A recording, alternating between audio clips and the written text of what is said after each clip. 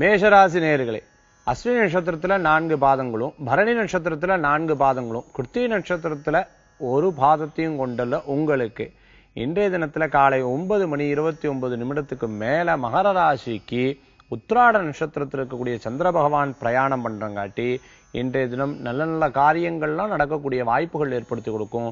தொழில் முறையில நல்ல முன்னேற்றங்கள் காணக்கூடிய தினமா இருந்துருக்கும். அரசியல் இருக்கிறவாளுக்கு பேர் புகழ் அந்தஸ்து கிடைக்கிறதா இருந்துருக்கும். நல்ல கௌரவத்தன்மைகள் கூடி வரும்.